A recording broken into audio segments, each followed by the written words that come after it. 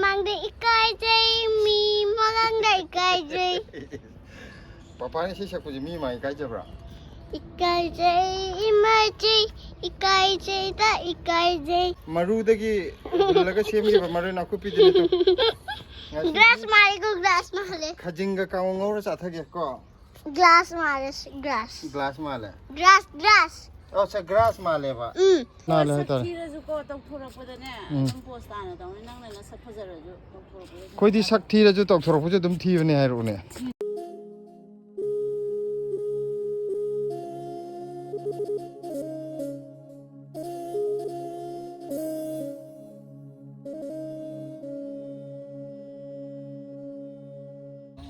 Papa kai doi no. To thari ne. Kai phut tai no. Morok matum ta round ta ba do. Oh. Mithai man ba morok tu. Oh. Aju thage. Nang cha ga dro ye. Chai da. Kai gino. Ai mok shap sai. Morok sai ya. Morok asam sai dro. Saning de. Saning dia. Yang papa ni yende ma thari jeng si de. Ulu ha. Tu bora de yende man yim bi tha de. Tu bora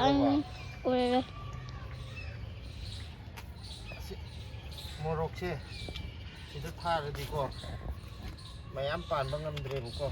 Hoi. Adu ki mayam pan na ba ne.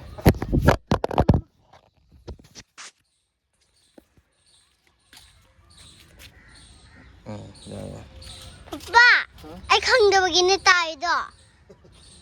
Mobile ma kha thada bi ya dikai ni ko. Papa, Papa. Ai je. Nang kai jaro ba? Ai je pai ta ba adugi ne. Pai tra ba. Adu pai ba phajana khai na payo ko. Hoi. Makha da tar di ba. Mon kai ni ba. Stop it te ba papa. Kai roi ba. Kai ro ya. Hoi. Adu ki thada bi ya de ba. Thado de. Morok se ma pan flower lai je phajadra. Jo sida flower lai jo bra. Khar thap to. Hayeng chawr ga nang ju pochai tha ga dro. Thagani. Tha ga ni ya. Tin chikadra. Kariya. Tin chikadra. Tin chikadra ba khar sa to tang cha to. Tin chikadra ting. Tin chi oi da. Tin chik ta na ba to ga dong ni. Tin ji kai de yao ge. Tin ji ro. Tin ji amot pa di yaw e bu ko. Adu ju tin yaw da na ba glove ut te ne. Nang na hayeng po tha ba de ne. Papa na glove le video nang hai na khut to na ba glove to. Red to. Ha. Red to. Red color video le video. Video na mo pa le loan na video na mi do bra imai da ni wali sana ba. Shaktiman man bije kana no sho. Shaktiman. Ate Shaktiman man bagi nupi. Wah, dance am hai ko. No ani to cha thai ro na tra khonga mi ro. Yo wai lang. Ko pam de. Ni na sari tha inge de nang yam chai dai na ingon de. Khonga am ba di khongkur ham ne nang na kai no khali jina.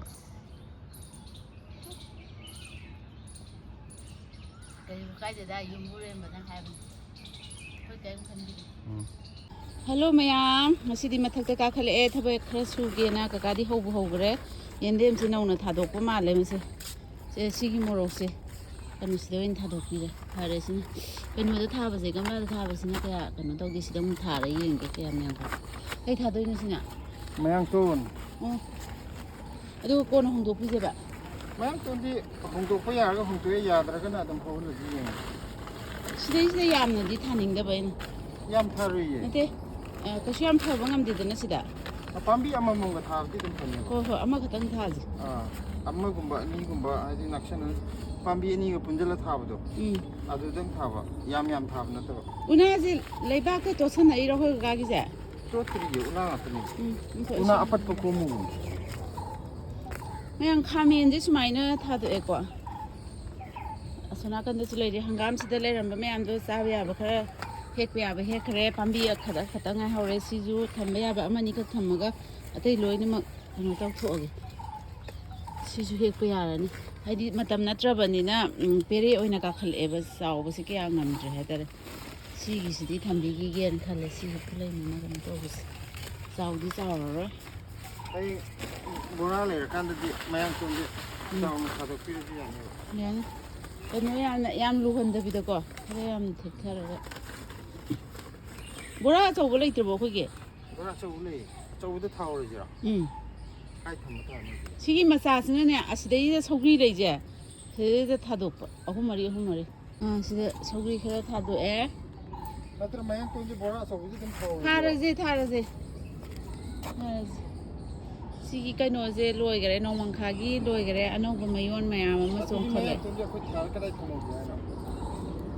ꯌꯦꯡꯁꯦ ꯃꯑꯣꯡ ꯃꯌꯥꯡꯇꯣꯟꯁꯦ ꯌꯥꯝꯅ ꯄꯤꯛꯏꯕꯀꯣ ꯊꯥꯕꯁꯦ ꯑꯗꯩꯗꯅꯦ ꯀꯩꯅꯣ ꯇꯧꯕ ꯍꯥꯏꯗꯤ ꯀꯨꯡꯃꯟꯕꯒꯤ ꯈꯤꯇꯪ ꯁꯠꯇꯣꯛꯑꯒ ꯈꯤꯇꯪ ꯌꯥꯝꯅ ꯄꯤꯛꯄꯩ ꯉꯥꯛꯁꯨ ꯅꯠꯇꯦ ꯄꯤꯛꯁꯟꯅ ꯆꯥꯎ ꯉꯝꯃꯔꯣꯏꯕꯁꯦ ꯅꯍꯥꯟꯅ ꯊꯥꯕ ꯌꯥꯔꯦ ꯀꯩꯅꯣ ꯗꯃꯥ ꯆꯥꯎꯔꯁꯤꯗꯤ ꯄꯤꯛꯊꯔꯦ ꯁꯨꯝ ꯄꯤꯛꯁꯟꯈ꯭ꯔꯦꯕ ꯊꯥꯗꯣꯛꯄꯗꯨꯅ ꯆꯥꯎꯔꯤꯗ ꯁꯤ ꯌꯦꯡꯉꯨ ꯁꯧꯒ꯭ꯔꯤ ꯁꯤ ꯁꯤꯟꯗ ꯌꯥꯗꯧ ꯃꯥꯟꯗꯦ ꯌꯦꯡꯁꯦ ꯁꯧꯒ꯭ꯔꯤ ꯑꯃꯅꯤ ꯁꯤꯟꯗꯣꯛꯁꯦ ꯁꯧꯒ꯭ꯔꯤ ꯄꯥꯝꯕꯤꯁꯦ ꯃꯃꯥꯡꯗꯗꯤ ꯌꯥꯝ ꯌꯥꯝꯕꯅꯦ ꯍꯟꯗꯛꯇꯤ ꯀꯌꯥ ꯌꯥꯝꯗꯦ ꯍꯣꯏ ꯑꯩꯈꯣꯏꯒꯤ ꯁꯧꯒ꯭ꯔꯤ ꯄꯥꯝꯕꯤ ꯌꯥꯝ ꯊꯥꯔꯦ 12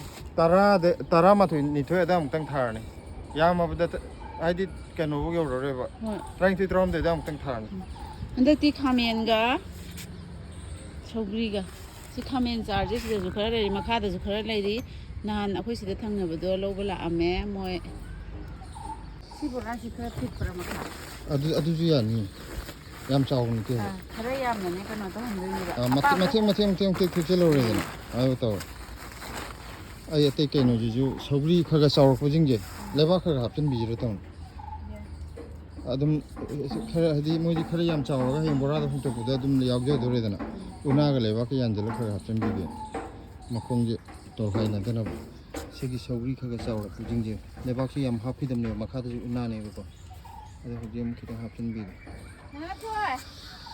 ꯅꯣꯡꯃꯪꯈꯥꯁꯨ ꯃꯌꯥꯝ ꯍꯧꯖꯤꯛꯇꯤ ꯃꯄꯥꯟ ꯁꯥꯠꯄ ꯂꯣꯏꯈ꯭ꯔꯦ ꯑꯗꯨꯅ ꯑꯅꯧꯕ ꯃꯌꯣꯟ ꯃꯌꯥꯝ ꯆꯣꯡꯉꯛꯑꯦ ꯃꯅꯥ ꯃꯌꯥꯝ ꯍꯥꯏꯇꯥꯔꯦ ꯑꯍꯨꯝꯂꯛꯇꯤ ꯆꯥꯍꯧ ꯃꯥꯜꯂꯦ ꯅꯣꯡꯃꯪꯈꯥ ꯃꯄꯥꯟꯁꯦ ꯄꯥꯝꯕꯤ ꯑꯃꯈꯛꯇꯅꯤꯀꯣ ꯃꯌꯥꯝ ꯍꯧꯔꯤꯁꯦ ꯑꯗ ꯄꯥꯝꯕꯤ ꯑꯃꯁꯤꯗ ꯑꯩꯈꯣꯏ ꯆꯔꯥ ꯃꯆꯥ 3 ꯆꯥꯍꯧꯔꯦ ꯍꯥꯏꯇꯥꯔꯦ ꯑꯩꯈꯣꯏ ꯑꯅꯤꯒꯤꯗꯃꯛꯇꯗꯤ ꯆꯞ ꯆꯥꯖꯔꯦ ꯌꯥꯝ ꯀꯥꯟꯅꯈ꯭ꯔꯦ ꯅꯣꯡꯃꯪꯈꯥꯁꯦ ꯍꯧꯖꯤꯛ ꯍꯧꯋꯦ ꯀꯩꯅꯣ ꯊꯣꯏꯊꯣꯏ ꯀꯦꯁꯟꯅꯩꯗꯣ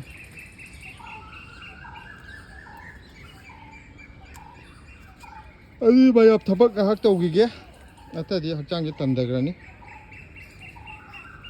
ꯍꯣꯔꯦꯟ ꯑꯃꯨꯛ ꯎꯠꯂꯛꯀꯦ ꯃꯔꯛ ꯃꯔꯛꯇ ꯁꯤꯂꯥꯒꯤ ꯃꯌꯥꯡꯇꯣꯟ ꯊꯥꯕ ꯂꯣꯏꯁꯤꯜꯂꯛꯑꯦ ꯉꯁꯤ ꯑꯗꯨ 4 ꯈꯛꯇꯔ ꯉꯁꯤ ꯊꯥꯏꯖꯦ ꯑꯁꯣꯝꯗ ꯀꯩꯅꯣ ꯑꯃ ꯑꯩꯅ ꯀꯔꯤꯕ ꯒꯝꯂꯥ ꯑꯃꯗꯤ ꯂꯩꯕꯥꯛ ꯍꯥꯞꯄ ꯊꯅꯝꯕꯅꯤꯅ ꯃꯌꯥꯡꯇꯣꯟ ꯊꯥꯒꯦꯁꯦ ꯑꯗꯨꯗꯨ ꯑꯃꯇꯪꯒ ꯊꯥꯖꯤꯟꯕꯤꯔꯗꯤ ꯌꯥꯔꯅꯤ ꯃꯌꯥꯡꯇꯣꯟꯁꯦ ꯄꯤꯛꯇꯤ ꯌꯥꯝ ꯄꯤꯛꯏꯕꯀꯣ ꯑꯗꯨꯁꯨ ꯊꯥꯗꯣꯛꯄꯁꯤꯅ ꯐꯔꯦ ꯍꯥꯏꯗꯤ ꯀꯨꯡꯃꯟꯕꯅꯤꯅ ꯑꯥꯗ ꯀꯩꯅꯣ ꯇꯧꯔꯔꯣꯏꯕ ꯆꯥꯎꯕ ꯍꯦꯜꯂꯔꯣꯏꯕꯀꯣ ꯇꯣ ꯑꯥꯗ ꯒꯝꯂꯥ ꯑꯃ ꯂꯩꯔꯤ ꯍꯥꯞꯄꯒ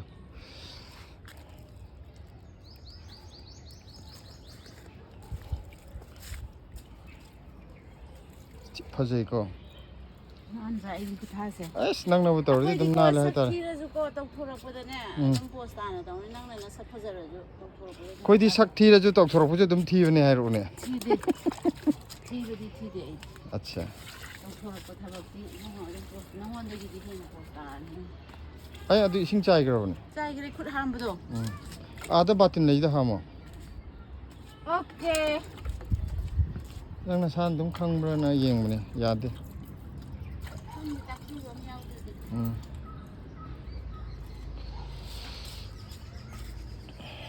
ꯄꯨꯡꯆꯥꯏ ꯆꯥꯏꯔꯦ ꯃꯌꯥꯝ ꯐꯖꯅ ꯑꯃꯨꯛ ꯂꯣꯏꯁꯤꯟꯗ ꯌꯥꯔꯣꯏ ꯑꯩꯈꯣꯏ ꯃꯌꯥꯡꯇꯣꯟ ꯊꯥꯕꯗꯣ ꯍꯧꯖꯤꯛꯁꯤ ꯒ꯭ꯔꯤꯟ ꯅꯦꯠ ꯈꯟꯖꯤꯜꯂ ꯊꯝꯃꯦ ꯑꯗꯨ ꯑꯣꯏꯇꯥꯔꯗꯤ ꯅꯨꯡꯁꯥ ꯍꯣꯔꯦꯟ ꯁꯥꯕꯗ ꯗꯥꯏꯔꯦꯛ ꯌꯩꯔꯔꯣꯏꯕꯀꯣ ꯅꯠꯇ꯭ꯔꯗꯤ ꯂꯣꯏ ꯄꯠꯊꯈ꯭ꯔꯅꯤ ꯅꯨꯡꯁꯥ ꯑꯗꯨꯝ ꯐꯖꯅ ꯁꯥꯕꯅꯤꯅ ꯉꯁꯤꯗꯤ ꯈꯥꯖꯤꯡꯒ ꯀꯩꯅꯣꯒ ꯅꯥꯀꯨꯞꯄꯤꯒ ꯉꯧꯔ ꯆꯥꯊꯒꯦ ꯑꯗꯣ ꯅꯥꯀꯨꯞꯄꯤ ꯈꯤꯇꯪ ꯂꯦꯟꯈꯤꯒꯦ ꯍꯥꯟꯅ ꯃꯔꯨꯗꯒꯤ ꯍꯨꯟꯈꯤꯕ ꯅꯥꯀꯨꯞꯄꯤꯗꯨ ꯈꯜꯂꯒ ꯂꯦꯟꯒꯦ ꯈꯔ ꯄꯧꯔꯛꯅꯕ ꯍꯥꯏꯇꯥꯔꯦ ꯌꯥꯝ ꯄꯄꯥꯅ ꯀꯥꯎꯉꯧ ꯉꯧꯅꯕ ꯃꯔꯣꯏ ꯅꯥꯀꯨꯞꯄꯤ ꯍꯦꯛꯏ ꯃꯔꯣꯏ ꯅꯥꯄꯤ ꯍꯥꯏꯕ꯭ꯔꯣ ꯃꯔꯣꯏ ꯅꯥꯀꯨꯞꯄꯤ ꯍꯥꯏꯕ꯭ꯔꯣ ꯃꯔꯣꯏ ꯅꯥꯀꯨꯞꯄꯤ ꯍꯦꯛꯏ ꯄꯄꯥꯅ ꯃꯔꯣꯏ ꯅꯥꯀꯨꯞꯄꯤ ꯂꯦꯜꯂꯤ ꯍꯦꯛꯏ ꯍꯥꯏꯌꯣ ꯃꯔꯣꯏꯗꯤ ꯂꯦꯟꯕ ꯍꯥꯏꯒꯗꯧꯅꯦ ꯃꯔꯣꯏꯗꯤꯅꯦ ꯃꯔꯣꯏ ꯅꯥꯀꯨꯞꯄꯤꯗꯤ ꯃꯔꯣꯏ ꯅꯥꯀꯨꯞꯄꯤ ꯂꯦꯜꯂꯤ ꯍꯥꯏꯒꯗꯧꯕ ꯃꯔꯣꯏ ꯅꯥꯀꯨꯞꯄꯤꯗꯤ ꯂꯦꯜꯂꯤ ꯄꯄꯥꯗ ꯑꯣꯀꯦ ꯚꯦꯔꯤ ꯒꯨꯗ ꯇꯨ ꯃꯌꯥꯝ ꯁꯤꯗ ꯃꯔꯣꯏ ꯅꯥꯀꯨꯞꯄꯤ ꯂꯦꯜꯂꯤ ꯃꯌꯥꯝ ꯍꯩꯅꯧꯁꯦ ꯃꯄꯥꯟ ꯌꯥꯝ ꯁꯥꯖꯕꯅꯦ ꯑꯩꯈꯣꯏ ꯍꯩꯅꯧꯒꯤ ꯃꯄꯥꯟ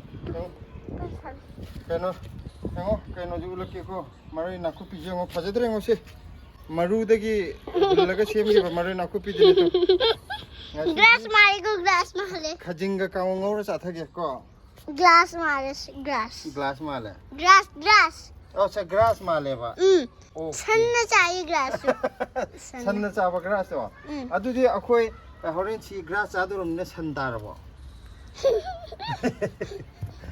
ब्लेसी दी ग्रास आगदर होरेन चालेदा सी ग्रास से चारोइदर होरेना चाले हाते क्या खुदी हम हावे आईडी हावे हाते चावगे चावनी चावडी हाकनी ओके हम सिद्धि खाली ने मोर नाकी तेको मोरोई ने 시 मोरोई पापा मोरोई रो मोरोई 시나 काइना मोरोई नापी मरोई नापी है नते मरोई नाकुपी मोरोई नाकुपी 시나 नाकुपी है दी मना कुपदो नाकुपी कुपी मोरोई नाकुपी नाकुपी नाकुपी नाकुपी यारे इसे चलाने तानिंगा इसे ये मत सकतो के शकल नंगो शकल आई इसे ब्लेसी ना फजई है फसे मी mamangda ekaijei पापा ने से सकु मी माई काय जबरा ekaijei da ekaijei na ekaijei नते Kanai मामा दी काय ना थाइरो ekaijei da ekaijei nangbu ya dubu ekaijei ma'am अखोई जे कुमना बताओगे मखामु कुंबे योगा मुगा अमुगु चलक के वाओ